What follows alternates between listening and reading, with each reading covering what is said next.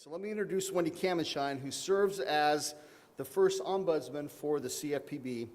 Wendy set up the CFPB Ombudsman Office, which provides an independent, impartial, and confidential resource to informally assist consumers and financial entities in resolving issues with the CFPB. In the spring, she completed serving 2 terms as chair of the Coalition of Federal Ombudsmen and previously organized the DC Ombuds Discussion Group. Before joining the CFPB, she served as senior ombudsman for the Department of Homeland Security's Citizenship and Immigration Services Ombudsman's Office. Prior to joining the federal government, Wendy practiced international trade law with the law firm Aiken, Gump, Strauss, Hauer, and Feld, and was a research associate at the economics consulting firm Economics Incorporated. She earned her AB in economics with departmental and general honors from the University of Chicago and her JD from Duke University School of Law, which means she is extremely smart. She also has ombudsman training from the U.S. Ombudsman's Association and International Ombudsman's Association, as well as mediation training from Harvard's Program of Instruction for Lawyers, the Northern Virginia Mediation Service, and Duke's Private Adjudication Center. Wendy has asked that if you have questions that you feel free to interrupt her at any time. She wants this to be as interactive as possible. So without further ado, let me introduce Wendy Kamenshine.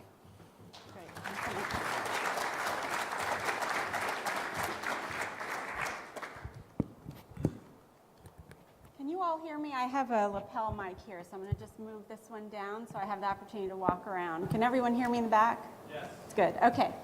Great. Well, thank you so much to Sean and Steve for inviting me here today. I'm really delighted to be here with all of you and most importantly to hear your questions, but also share with you about our office. Before I start, I want to introduce to you our 2 associate ombuds, Sharon Azar and Paul Satuda. If you can both please stand up just for a second so everyone can see you.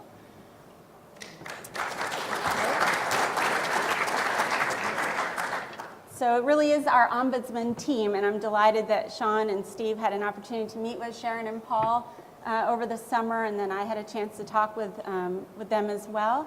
And again, it's great to be here with you this morning. The timing, of course, is very good to join you here now during your conference. As you know, the CFPB just had a field hearing in Indianapolis a couple months ago regarding auto lending. So the timing's very good. I know the agency made some announcements there. You'll see why in a little bit, but we don't speak on behalf of the Bureau, so we can't speak to the ins and outs of some of the things that were announced there, but we're happy to assist you in other ways, and I'll share with you how we might assist you today. And I know that Patrice Ficklin, the head of the Office of Fair Lending for the CFPB, is joining you this afternoon. So for some of the more substantive questions you might have as to what the CFPB is doing, I encourage you to ask her there. So one little interactive piece this morning. How many people are familiar with an ombudsman's office anywhere at all? Just raise your hand. Okay, a couple of people. We always do this at the start of presentations, so can you just yell out where you're familiar with an ombuds office? I saw someone over here. Police department. Okay, super. Someone else. There was someone in the middle. I'm sorry? Massachusetts.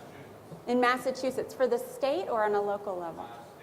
State level. Interesting. Okay. Somebody else. There's somebody over here that mentioned that. Yes?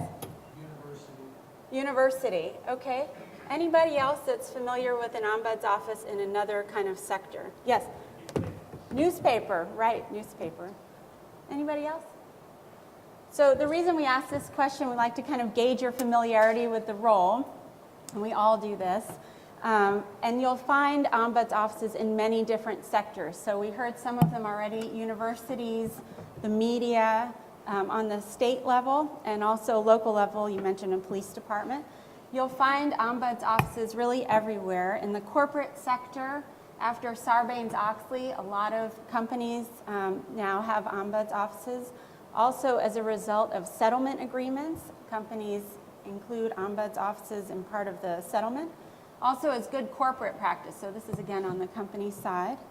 We mentioned universities, long-term care ombudsman. So there's a federal law that requires a long-term care ombudsman in every state. So if you happen to be in an assisted living facility there to assist a loved one, or in a nursing home, you might see a sign on the wall that shares about the long-term care ombudsman for your state. Media we talked about, and then government. So there are ombuds at the local, state, and federal level. Someone over here mentioned a police department. You'll find them also in public school systems. DC had one for a while. I think they're going to have one again pretty soon. State level, a lot of states have them, not a lot, but some. Hawaii was the first state actually to have an ombuds office. It came out of the civil rights movement in the 1960s.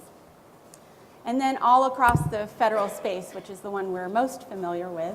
So many federal agencies and offices have ombuds functions, either to assist the public in interfacing with the agency or to try to assist on internal workforce kind of matters. And overall, in all of these different sectors, ombuds serve as an advocate for a fair process to assist in informally resolving issues. So what we say is we don't take your side, a particular side, or a particular person's position. We advocate for the fair process. It's funny because I always use this analogy in talking about where you see ombuds offices, and now it's actually the most appropriate for this group. I always say it's like buying a car, and here I am with this group. It's like buying a car. So once you've determined the make and model of the car that you wish to purchase, you start seeing them all over the road. And it's the same way with ombuds. Once you understand a little bit more about what we do as ombuds, you'll see that they really crop up everywhere.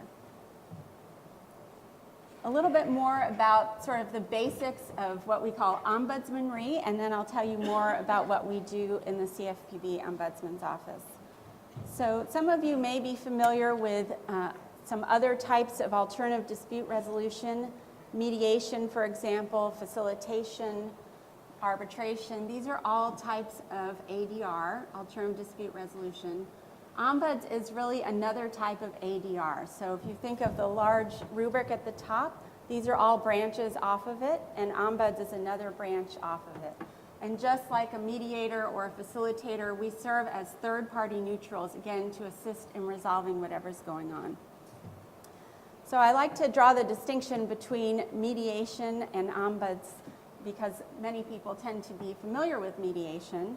There are two distinctions to draw here. One, and we are also mediators, but it's helpful to kind of think of these distinctions. One, if you think of mediation, in mediation there are defined parties over a defined time frame with a defined issue, and the parties meet together over this period of time. It's resolved or it isn't, and then people go about their business after that. In ombuds, we think of ourselves as having stakeholders. So you are our stakeholders. We have many stakeholders that are external to the CFPB. The CFPB is also one of our stakeholders. Again, we're looking for the fair process in interfacing with everyone. But the idea with stakeholders is that we get to know you, you get to know us, we know the CFPB, we understand what the issues are, and because we have those relationships and that rapport, we can think of recommendations to make or ways to assist in resolving whatever it is that's going on. The other distinction with mediation is that we have a toolbox of resources that we use to try to resolve an issue. So I'll tell you what some of those are. One of them is mediation. Many ombuds use mediation to try to resolve an issue, but it's not the only tool that we use. We may engage in shuttle diplomacy. We highlight concerns in informal feedback. I mentioned this already. We may make recommendations to the organization. Facilitate a conversation is another one. Provide solution options, brainstorm those options with you, think about how they might play out. We can hear issues in confidence.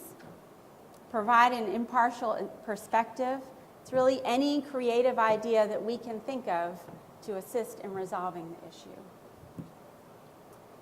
At the CFPB Ombudsman's Office, we informally assist, as Sean mentioned, financial entities, consumers, groups, basically anyone who interfaces with the CFPB and is having some kind of difficulty in resolving whatever it is that's going on. As an externally facing office, meaning that we interface with the public, We assist when issues arise that could not be resolved elsewhere, so we ask you to use the regular channels that the organization provides first before coming to us if you can. Or we can assist, again, when someone raises an issue of concern and confidence. I'll share with you next the basic tenets of doing ombuds work, and then I want to pause for a minute because I, again, am very excited to hear your questions, so I'll pause for a minute and see if you have questions. But let me get to the basic tenets first. So there are 3 basic tenets in doing ombuds work. This is true for all types of ombuds offices, whether in the corporate sector, universities, any of those niches that we mentioned or that I mentioned. The 3 basic tenets are independence, impartiality, and confidentiality. And we have some brochures out in the hallway there, so if you get a chance before you leave today to pick up a brochure, you'll see that the 3 basic tenets are highlighted on the middle panel of our brochure, the middle piece here. So let me take each basic tenet in turn. I'll tell you what it means for ombuds generally, and then what it means for us at the CFPB Ombudsman's Office. So first one, independence. So for all ombuds offices, if they're set up properly, independence means we're not part of the business lines of the organization. We also report to the highest or the near highest person possible. Why do we do this? If we were part of any of the business lines, think about the second basic tenet of impartiality. It would be very difficult for us to be impartial if we were part of the regular business lines. And the reason we have that high reporting is because we do make recommendations for organizational systemic change. And the idea is if you report to the people at the top, they're the ones who can best affect that change. Makes sense. So how do we have it structured at the CFPB? At the CFPB, if you're familiar with the organization there are 6 business lines, 6 divisions. It includes things like supervision, enforcement, and fair lending, the operations division, external affairs division. We're not part of any of those divisions. We're also not part of the director's office. So we're our own separate box on the CFPB organizational chart, and then I report to our deputy director of the agency, and I meet monthly with Director Cordray. And that's how we achieve independence at the CFPB. The second basic tenet is impartiality. It really means what it says. This is for all ombuds. We don't take sides. And you'll hear me mention this phrase many times. We serve as an advocate for a fair process, or we advocate for a fair process. What that means at the CFPB is, as I've mentioned already, we don't take the side of the public. So that includes consumers, financial institutions, groups, really anyone who interfaces with the CFPB. We also don't take the side of the CFPB. So again, we serve as an advocate for a fair process. And then the third basic tenet is confidentiality. What that means is that we can hear issues in confidence if you choose to come to us in that format. Confidentiality for us means that we don't share your identity or anything that would lead someone to discover that it was you. Why do we have that? The reason for that is sometimes when people want to raise an issue of concern with an organization, they have a fear of retaliation or retribution. And the idea is that you can reach out to the Ombudsman in confidence to try to get something resolved without that concern. There are some exceptions to confidentiality, so I'll just mention what those are. They're in our materials, but just again so we're all on the same page. 3 exceptions to confidentiality. Threat of imminent risk of serious harm. Thankfully, that doesn't happen very often. It does happen on occasion. So if someone, if we determine that there's a threat of imminent risk of serious harm, we might have to disclose that this person reached us to security. Again, this happens very, very rarely. The second exception to confidentiality is if someone makes an allegation of government fraud, waste, or abuse. There's a separate office that deals with that. It's the Office of Inspector General. For the CFPB, the Office of Inspector General is at the Federal Reserve. So if someone makes that sort of allegation and tells us, I'm telling you this, but there's no way I'm going to the Inspector General, because at the end of the day, we all are government employees, we will look at it and see if we think there's an allegation of government fraud, waste, and abuse, and then we may have to report it to the IG. This also happens very, very rarely, almost never. Then the other exception to confidentiality is a bit of a catch-all. We say it's subject to law. It basically has to do with primarily with the Freedom of Information Act. there are exemptions that apply, and so those all together mean that in virtually almost all cases, we can protect someone's identity if they would like us to. So those basic tenets, the independence, the impartiality, and the confidentiality enable us to be an advocate for a fair process. So let me pause for a minute. It's a lot of information. I just want to see if anyone has any questions before I go to the next piece. Any questions? How are you appointed? How am I appointed? So it depends in terms of different ombuds offices how that happens.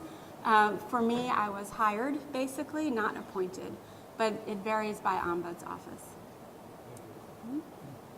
Yes?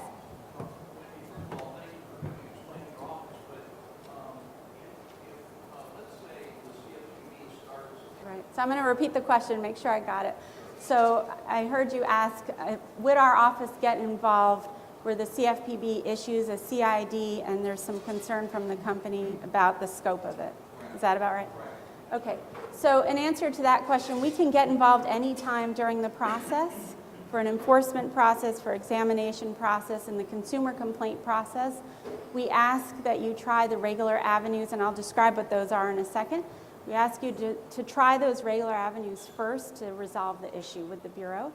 If you have a concern in going to the regular avenues, perhaps you want to raise it in confidence, or you've tried the regular avenue and you're not really getting anywhere, that's a good time to come to us. Then we can sort of brainstorm together how we can approach it. There are different ways that we can approach it. If you'd like your identity to remain in confidence, we can certainly still assist. It's a little bit more limiting. Because you may say, I want to raise this with you, but I don't want you going back to the CFPB to say that it was my company. So then we might be able to raise it in a broader way, because actually maybe we heard the same concern from 3 other places. Hypothetical, of course. Okay. Let's see where I left off here. Okay, so this leads me right to the next piece. Thank you for setting that up. So the statute for this office is very broad. This office was anticipated in Dodd-Frank. There are actually just 3 sentences in the law that anticipate the creation of an ombudsman's office. And one of the statutory provisions, one of our 3 sentences, basically says that we're to assist any person who has an issue with the regulatory activities of the CFPB. And so when I set up the office in 2011, I thought it would be helpful to put some meat around that so we all kind of understood where we would be focusing, what issues we would focus on. We do hear issues on an array of topics, but these are the areas where we focus. So let me share those with you. So to your question, one of the areas that we focus on, and again, we assist on many issues, but these are our focus areas, has to do with the enforcement process itself. So as I just mentioned, and I wrote this down as an example, but we just talked about it. So we can assist a company in brainstorming options of where best to raise a concern within the agency. So for example, in the example that you just raised, and it's much like the one I had written down, we may talk about it and then we may decide together that it would be helpful for the Ombudsman's office to raise it in a broader way, maybe to raise it particular to the company if that's comfortable for you. Or actually, maybe you want to raise it, but you didn't know where to go. And so we can share with you, here are the possible avenues, or the possible people for you to contact, and then you may decide to give that a try.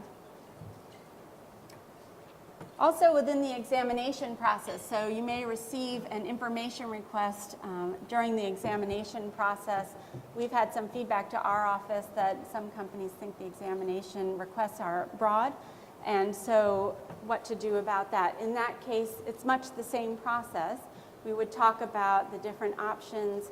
Perhaps you would like to go to the CFPB in business lines that you haven't tried yet to try to resolve that. Or we can think about ways that the Ombuds office can assist. Another area has to do with the consumer complaint process. So, as I think everyone knows, consumers can file consumer complaints on an array of financial products and services, including auto loans. And sometimes there are issues that arise during the complaint process. It can either be on the consumer side or actually on the company side as well. So We do have consumers who come to our office and say, I have an issue with the process as it's working. I never heard back from the company, for example, and they can come to us if they can't get that addressed with the CFPB. At the same time, the same token, we also have companies who come to us and say, I've had some difficulty accessing the company portal. I have some concern about where the complaints are being routed, things like that. And I've tried to get that resolved with the CFPB, and I haven't had success in doing that, and so now I'm coming to you. We also can assist in the supervisory appeals process. So the Bureau provides an appeals process for examinations, as you may know. And so we don't get involved with the decision of that appeal, but we can assist prior to a company filing an appeal. So perhaps there are process issues that we can assist on there. So maybe you don't need to file the appeal at all, keeping in mind that we can't stop any of the time frames that the Bureau provides.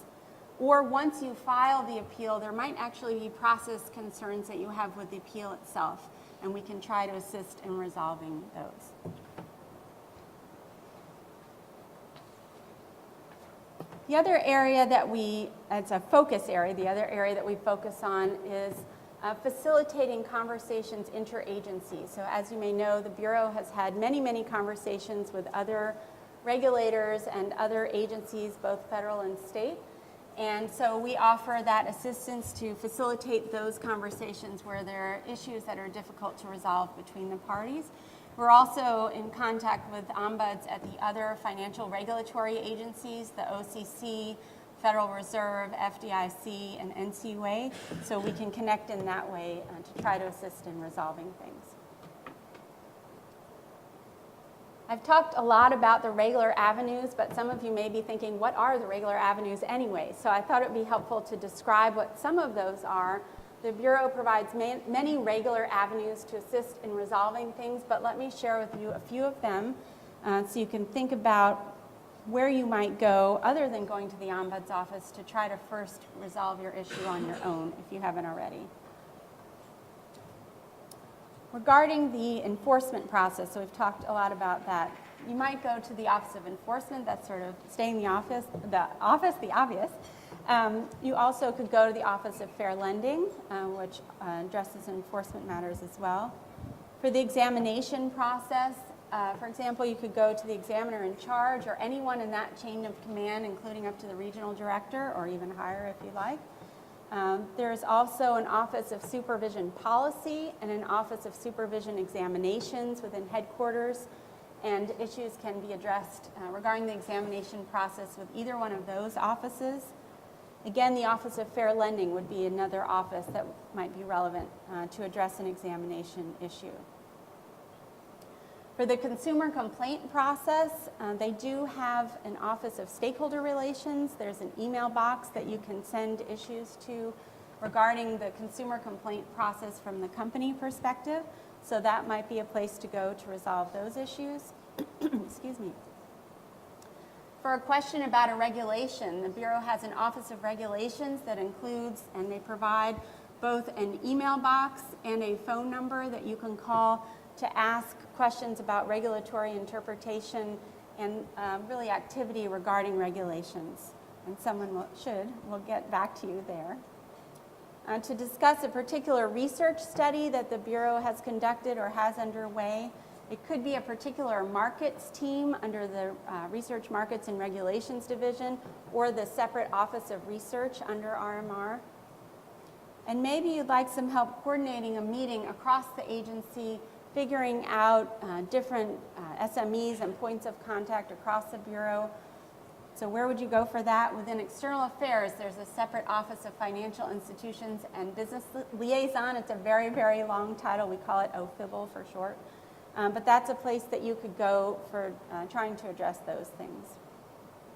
Let me pause again for questions before I go on. Other questions? Yes?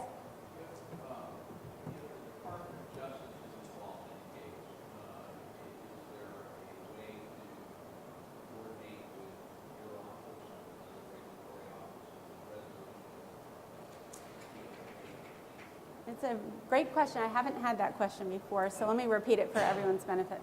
The question was, if there's another agency, a regulator involved, can the Ombudsman's office assist? Is that about right? Okay, so let me answer that. I may ask one of my colleagues to help me out here too. But the short answer is that we can assist with anything in which the Bureau is involved. So if the Bureau is coordinating some kind of examination or enforcement action with another agency, we can assist on the CFPB side of the thing. For DOJ, so DOJ, as far as I know, does not have an ombudsman. So there might be some way for us to coordinate there, but not with a fellow ombuds in that way, unlike the OCC, Federal Reserve, et cetera. Let me see if Sharon or Paul has anything to add to that question. Anything to add, either one of you? Yeah, the only thing I'd add is that, yeah, we do try to, obviously our jurisdiction is limited to matters that involve the Bureau, but if something's going on across agency, we'll often try to route you through an ombudsman, as Wendy mentioned. And if we can somehow get a point of contact for you at another agency, we can work on that too, but obviously our contacts are limited vis-a-vis what we can do with the Bureau. Did everyone hear Paul? He has a big voice. Okay. Sharon, anything? Sure, I would add one more thing. As Wendy was mentioning earlier, we have this toolbox of resources that we can utilize, and in that sense, is in this case, DOJ may or may not have an ombudsman for us to connect in with. We could brainstorm other ways of connecting with them, perhaps connect in or liaison via the CFPB side and all the offices there. Did everyone hear Sharon? She made an important point there too. Oh, only heard part of it. So let me repeat what Sharon said there. What Sharon was saying is that, as I mentioned, we have a toolbox of resources that we use, and so we can assist you in brainstorming other avenues where you might be able to go. Is that about right, Sharon? Okay. Does that answer your question? Okay. Other questions before I go on? Yes, in the back. Yeah, I have a follow-up, I think relative to that gentleman's question. It's our understanding that there are MOUs and memorandums of understanding that are executed between your Bureau and the FTC, also the Attorney General. My understanding of those MOUs is to try to avoid the piling on effect of someone's being investigated by the CFPB so that the other agencies would not become involved.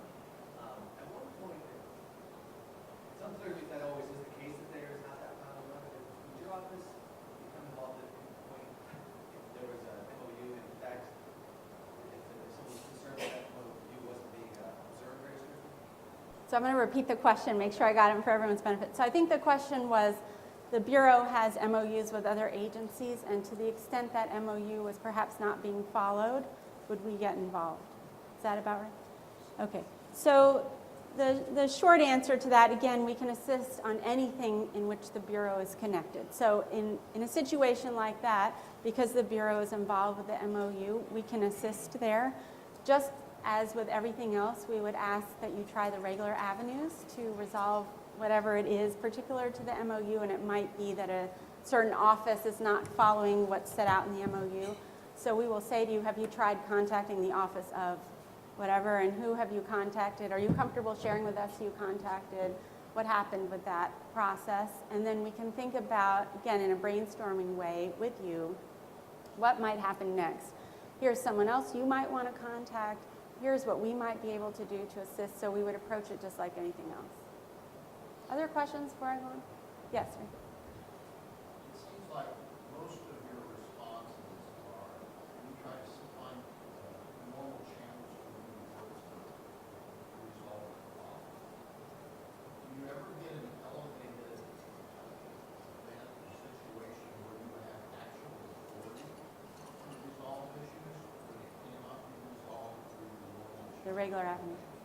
Right, so I'm going to repeat the question. So the question was, we've talked a lot about, or I've talked a lot about the regular avenues, to try those out first. The reason for that, I should add, is that we want the regular avenues to work well. We're here to assist where the regular avenues aren't working or when you want to raise something in confidence. But the question was, if I heard you correctly, was do we have the authority, if you've tried the regular avenues, to effect a change? Is that about right? Okay. So that's a question that comes up a lot in the ombuds world, as we call it, ombuds land. So we can't require the agency to take action. We don't do that as an ombuds. We provide recommendations. We regularly provide feedback.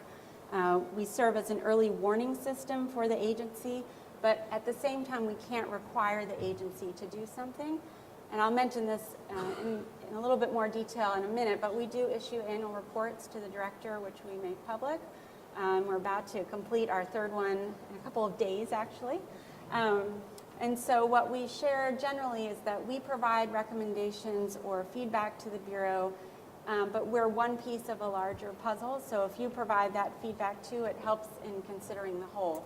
I will say, and having worked at another Ombuds office, Sharon and Paul have as well, the CFPB, and no commentary on our previous places, but the CFPB has been very receptive, I should say, to our feedback and recommendations, and I'll describe that more in a couple minutes. Any other questions for it? Yes? Is the information after the file about what the people that receive CID letters, in other words, how would they know outreach and whether they do this or something? Right. So the question was, how do people find out about what we do? Is that the short?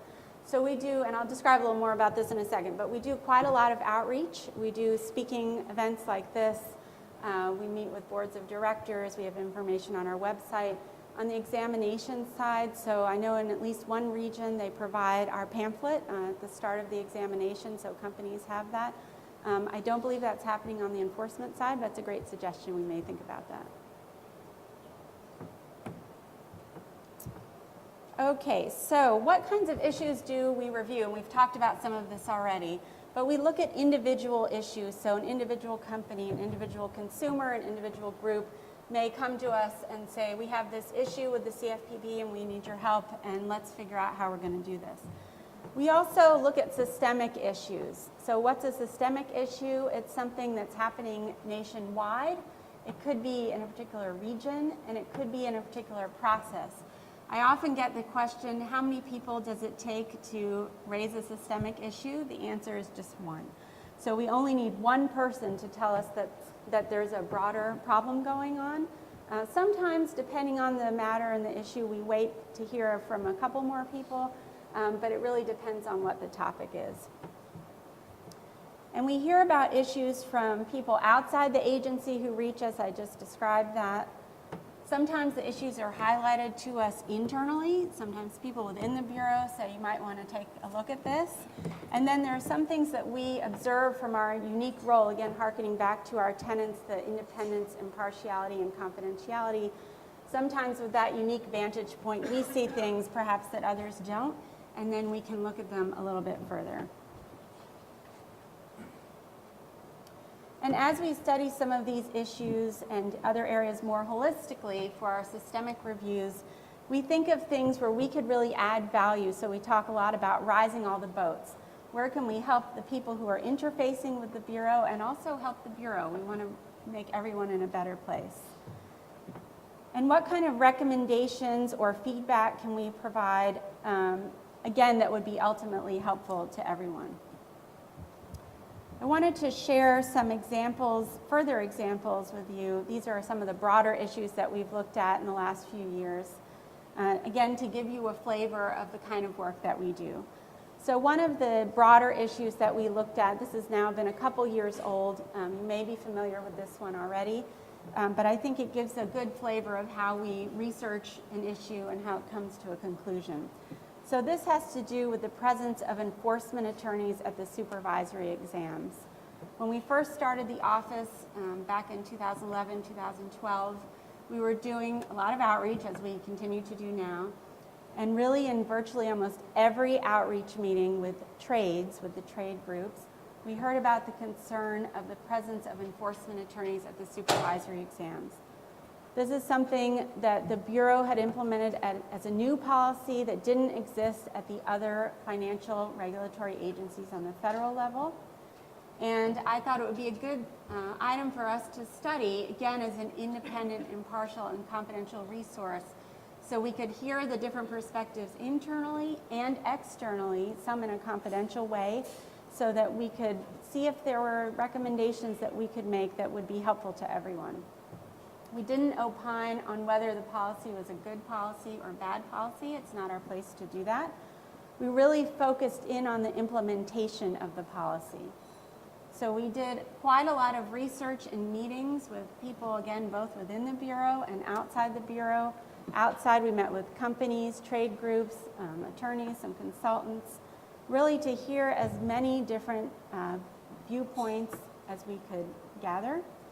And then we ended up making basically 2 recommendations to the CFPB. One was, at that point, it had been about a year since they implemented that policy. It's been about a year. Maybe now is a good time to do a look back, see what worked well, what didn't work well, do a study of that. And then while you're doing that study, CFPB, we thought it would be helpful and recommended to the Bureau that they share both internally and with industry what it really meant for an enforcement attorney to be present at a supervisory exam. Ultimately, the Bureau created a working group, so they implemented that first recommendation to do that look back. They spent several months kind of studying the policy and what they thought should happen. And ultimately, at the end of the day, they ended up changing the approach of that policy and trained everyone on it through mandatory training within the Bureau, so that was our second recommendation, and shared with the public about the new policy. So in last year's report, we tied a bow on that. We shared about what happened, our research again, what the Bureau implemented, and then from our perspective, that's closed.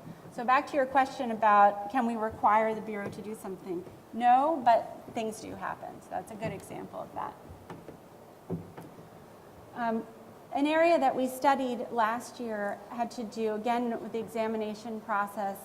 We focused in on what to expect during the examination life cycle. We heard some feedback on that, again, from companies and groups. Made some recommendations there to include that the Bureau do a touchback at a regular cadence with a company after the end of the on-site of the examination. We also recommended that the Bureau provide at the beginning of the examination process who to contact, the full hierarchy through the regional director of who to contact if there was an issue with the exam. And we had some other recommendations as well. In our soon-to-be-released annual report, you'll see that the Bureau has now implemented all of those recommendations as well. So we're very happy about that. Not just the implementation of it, but so that it will be helpful for everyone. On the consumer side, something we've been studying for quite some time, and the Bureau also has made some changes, has to do with the information provided to consumers about the consumer complaint process. What should a consumer expect from the process? When they get to the end, what should they expect should happen? The CFPB, as I understand it, put a flow chart on the website that stemmed out of some of our recommendations, and they continue to try to both improve that process and think of ways to share what to expect with the consumer. To give you another flavor of something we've done, this is more on the facilitation side, and it's something from the last year or so that we'll describe in our upcoming annual report. But again, just to give you some idea. We heard about an issue regarding access for the visually impaired to the CFPB's website, consumerfinance.gov. And so to try to understand really what was going on with the website, we invited some of the groups that assist the visually impaired to come in and do a demo for the CFPB. We invited offices across the Bureau to come join us, experience consumerfinance.gov with a screen reader so that everyone could understand what was going on with the website. And these groups were able to demonstrate the things that were working well. I just turned something here. Things that were working well, and also areas that would be helpful to improve to benefit the folks who need to access the website through a screen reader. A few data points to share with you. So as I've mentioned a few times, we're currently working on our 3rd annual report to the CFPB director. It's due this Saturday, so we'll either submit it to the director on Friday or Monday. And then it goes on our website about a week or two after that, so hopefully you all will have a chance to take a look at it. I'll give you the data from last year, and then you'll see our data, our new data coming up in just a week or two. So last year for FY13, we received over 1,400 individual inquiries. that included over 2,000 issues. So many times when people come to us, they have more than one issue that's going on. We also heard from people in 45 states. This is for the Ombudsman's office, not the CFPB. We heard from people in 45 states, plus DC, Puerto Rico, and the USVI, and in fact, some people from a few other countries. And for last year, FY13, the majority of our first contacts were by phone, 73%, followed by email. I've mentioned a little bit about our outreach. So again, we do an extensive amount of our own independent, going back to those tenants, our own independent outreach separate from what the CFPB does, like these wonderful speaking opportunities. And these opportunities give us a chance to inform everyone about our resource, to your question over here. Also to obtain firsthand the perspectives of stakeholders about your experience with the Bureau. And they give us a chance to learn more about the consumer trade and other groups that interface with the CFPB. I should mention that we do many different creative things in our outreach, just like we do with our toolbox. One of the things that we mentioned both to Sean and Steve is that we have a site visit program as part of the Ombuds office. This is so that we can learn more about the various industries. So if you're interested, please let us know. We can visit you at your company, learn more about the operations. It's quite helpful to us to have that insight into various industries so that when an issue arises, we have the tools to try to assist. There are some things that we don't do. These are set out again in our brochure. I'll tell you what they are very quickly, just so we're all on the same page. We don't address formal matters, so matters that are in litigation, we can't assist. I mentioned this already, but we don't delay any time frames, whether they're statutory, regulatory, or agency time frames. And this will make sense to you in terms of the tenants. We don't make decisions for the Bureau or speak on behalf of the Bureau. Again, we're an independent function. And we don't serve as a formal office of legal notice. So if someone wants to sue the Bureau, we refer them to the legal division. In terms of how to reach us, you can reach any of us directly, of course, but we do have a main number, a fax number, phone number, a fax number, an email address. You can use snail mail if you like. We have a web page on consumerfinance.gov. It's consumerfinance.gov/ombudsman. And I've mentioned our brochure several times, so I encourage you to pick up one of those before you leave today. My team and I look forward to hearing from you if we can assist, of course. But first of all, I'd like to take more of your questions. Thank you so much for having me here today.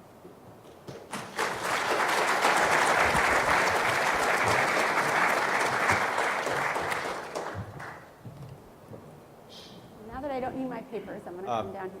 Ms. Kamenshine, thank you Yeah. for coming this morning. My question is, how do you envision working with our association now that you know we exist? Is there something you could do in the future? Great. So the question was, how do I envision working with you all now that I know that you're here? Okay, so one of the things that we do is reaching back. So we may hear an issue from various companies or other groups, and we may reach back to you, perhaps through Sean or Steve, and say, we're hearing this issue. Is this an issue for you too? And we don't want to create an issue where there isn't one. We're very careful about that. But it's helpful for us to hear other perspectives. It may be that your industry is having an issue, but it turns out other industries are too, and you may not know that. But because of our unique role, we may hear that from others.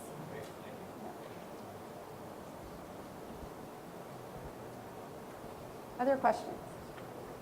Yes, in the back. The question I had is, I wanted to ask you about what issues you see as important to your office that affect our industry. So the question was what issues we see that are important to our office that would affect your industry. Is that right? Okay. So it's an interesting question. Paul actually attended the field hearing that I mentioned at the beginning that took place in Indianapolis. One of the things we do is try to stay in tune with everything that the Bureau is doing so that we can understand the issues and then try to help even maybe before you reach us. So that's one way we've kind of stayed connected in terms of this industry. I think some of the broader, some of the broader issues that we may hear about in terms of enforcement issues or examination issues may impact you as well.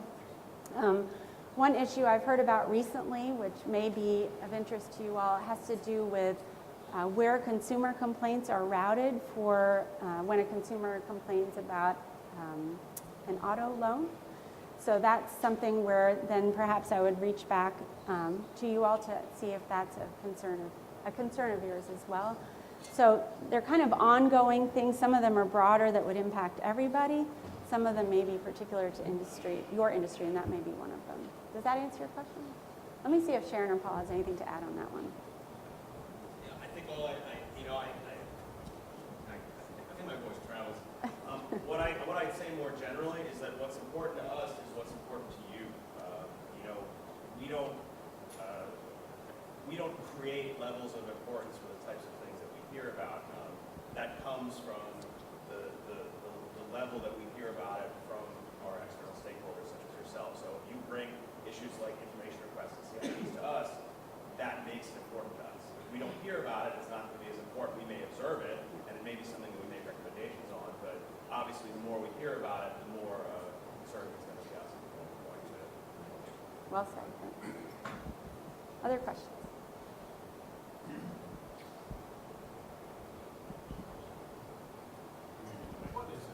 Oh. Let's I'll see, go ahead. since he has a microphone. I got the we'll- microphone, so. My question is this: if there's a perceived issue, if I'm looking at my organization and I go, gee, the CFPB seems to have a focus on something based on what they've said or done, and even in another industry, and I go, geez, how does that affect me? And I'm trying to figure out how to position myself to be on the right side of the law, so to speak. Is that a place where I would come to your office and say, can you help me interpret this? Can you help me understand that process? So let me reframe that question and make sure I got it. Are you asking if I'm a company and I want to make sure I'm in compliance with the law, can you help me figure that out? Is that the question?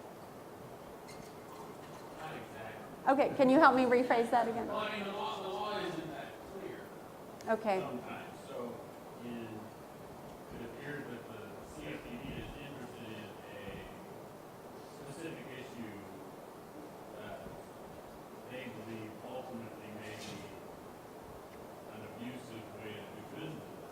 And I go, I don't want to do that. I got to get under. Is your office a place to come to say, am I interpreting this right? As an interpretation place? Okay, so let me try again and see if I got it. So the question is, can you come to our office to help interpret something the CFPB has said that isn't clear? Is that right? Okay. So yes and no, I guess is the question there. So we don't provide substantive answers as the Ombudsman's office. But what we can do is either get you to the right person to help you understand it further, or we can go to the right person. Then we would come back to you and say, we understand from the Bureau that whatever. So because we don't speak on behalf of the Bureau, but we can try to get that interpretation. The other piece to that puzzle, though, is what if we heard that same thing from a few different people? Maybe it's just not clear, period. And so we might go back to the Bureau and say, actually, we've heard this same concern that this, whatever it is not clear. Perhaps it would be helpful if you, Bureau, could issue something so it's clear to everybody. Because we also, as the Ombuds Office, we don't want a situation where you get a special kind of clarification, but then other people still are left in the dark. Maybe it would be easier for everyone to have that clarification. Does that answer your question? Okay. The question I had is, what is an MOU? MOU is a memorandum of understanding. So the Bureau has engaged in memoranda of understanding with many other agencies regarding how the Bureau will conduct its operations in conjunction with these other places.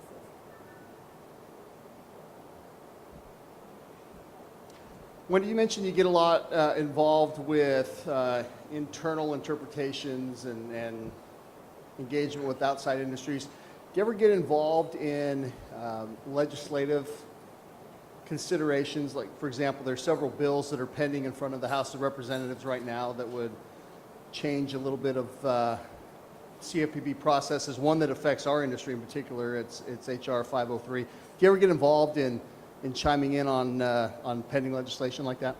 short answer is no, we don't. If you think about it, it makes sense, though. We're trying to assist people with their interactions with the Bureau. That has to do with sort of a decision of how the Bureau will operate, which is sort of outside of our purview. Other questions? Yes? So are you a department of the CFPB, or do you work for that? We do work for the CFPB.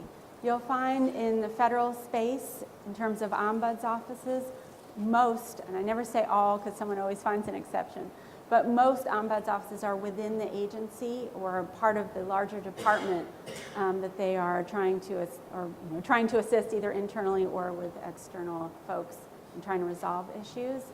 That's a little bit different on the state level, but so yes.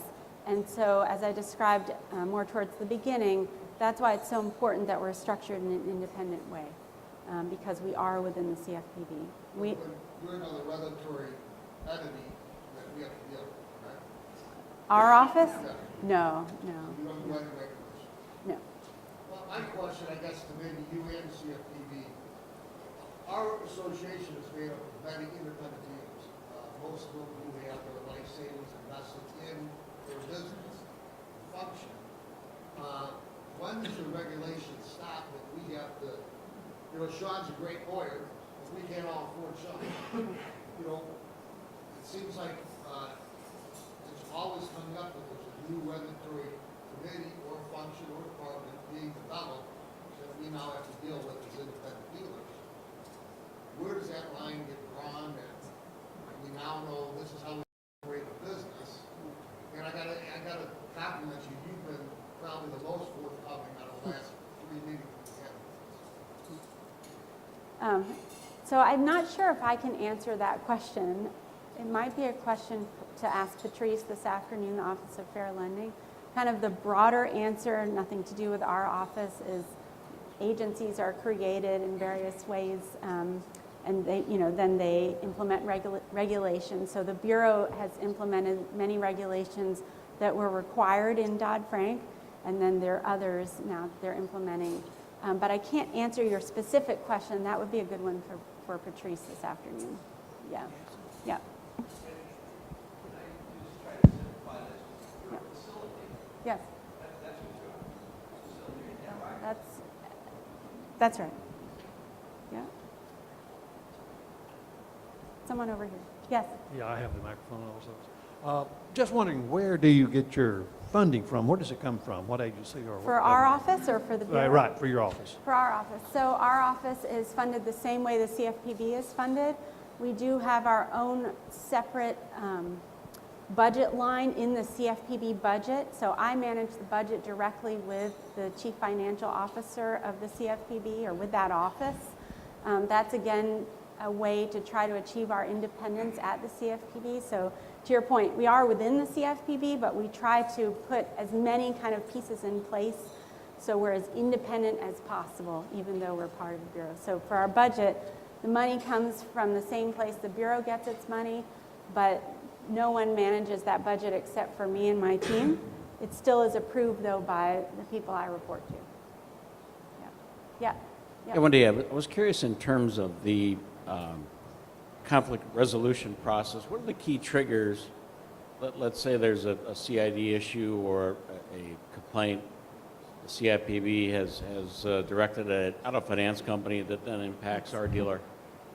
And they go through the normal channels that you referred to earlier to work through the conflict or the issue involved. What are the key triggers in terms of the Ombudsman's office that would escalate it? What are the determining factors where it then escalates to your group or your department? Just kind of curious. Are you saying if you're sitting there and thinking like, should I go to the Ombuds office now? What would kind of spark that? Yeah, but then from your perspective, what would in fact be the key criteria that you would say, yeah, we'll now make a decision to green light it and go ahead and try to help, facilitate a aligned resolution between the CFPB and the other conflicting parties involved? Right. I mean, the broader answer is it depends. I would go back to something I highlighted earlier, but it's pretty simple in the sense that if you've tried the regular avenues and you haven't had no success. So you've tried to go to, I don't want to pick on any particular office, but you've tried this particular office, maybe another one, you just can't get it resolved. Or you want to raise an issue in confidence. You don't want to go to the examiner in charge because you have a fear of retaliation. Or you don't want to go to the enforcement lawyers who issued this CID because you're not sure what's going to happen if you do that. Those are good times to come to us. Generally, if you come to us, what we'll say is, so there isn't a criteria or criterion in particular. If you come to us, any of us, what we'll say is, can you just let us know if you tried the regular avenues first? Then you may say, yeah, I did, but I didn't really have much luck, or I don't want to do that. So we always ask that first, Sure. But we're happy to try to assist. So as a follow-up to that, then as you make your, as you go through that process and facilitate and potentially come to some aligned solution between the parties, you make your recommendations to the enforcement division within the CFPB. What are their key triggers in terms of accepting those recommendations? What do they look at and assess and analyze and then decide, yeah, okay, we'll follow through on that recommendation, or no, we're going to go ahead with this enforcement action and disregard your Thanks recommendation? very much. Right. So I can't speak for the Bureau. I can't speak for the other offices. I will say, though, as I've said before, they've been very receptive to our feedback on a wide array of issues. And sometimes it's a matter of kind of explaining things in a different way because people are very into what they're doing. So it can, anywhere. So it can be helpful to just say, here's another perspective, perhaps you haven't thought of that. And one thing we do, which I'm not sure if I've mentioned yet, is you can pick the topic, any topic. We want to understand more. So you tell us something. If it's okay with you, we'll then go to whoever on the other side at the CFPB and say, we heard this issue. Can you help us understand from your perspective what's going on here? There are always 2 sides or 10 sides, whatever it is. There's always another perspective, and we kind of hear all these different perspectives. And just sometimes by providing that feedback that we've been hearing the issue, it will trigger something to take place. And as the last follow-up Yes, onto please. that, and this may be confidential, but I'll ask it anyway, just to see what the response looks like. In terms of actual acceptance of recommendations versus declines, what's the hit rate? What's the conversion rate? It's a good question. We don't keep track, so I don't even have the data for that. I'll say overall, though, on our systemic recommendations, as far as I can think of, just offhand, they've really accepted all of them. The other thing to think about, too, and we say this in our report, that we don't have a monopoly on the good ideas. So we may make a suggestion. It could be a suggestion you gave to us. It could be something we thought of. It could be something someone in the Bureau suggested to us.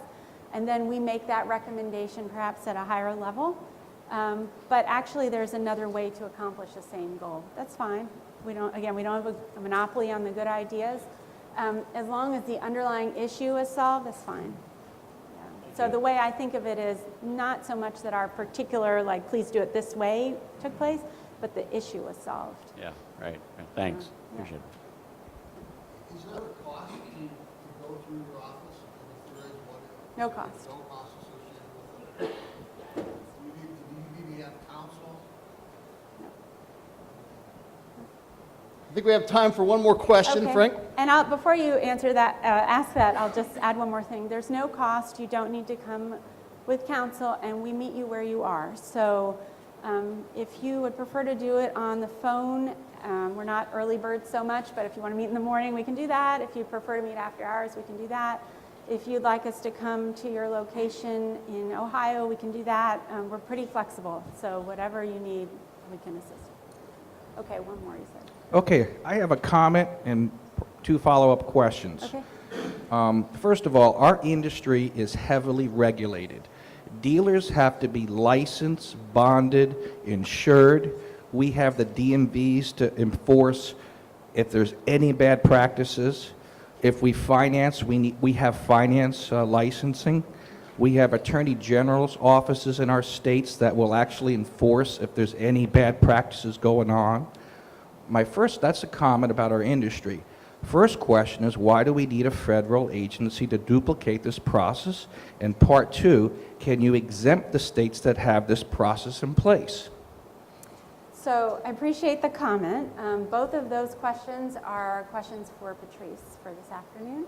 She's the head, Patrice Ficklin is the head of the Office of Fair Lending, and she can answer those questions for you. We want to thank Wendy for coming to share a little bit about her office with us. We have a break that's scheduled to happen right after we finish here, so I'm sure Wendy and Paul and Sharon can hang around for a few minutes, and if you have any additional questions you want to ask them, please feel free to do so. Let's give Wendy a big round of applause. Thank you, Bob. Good, good.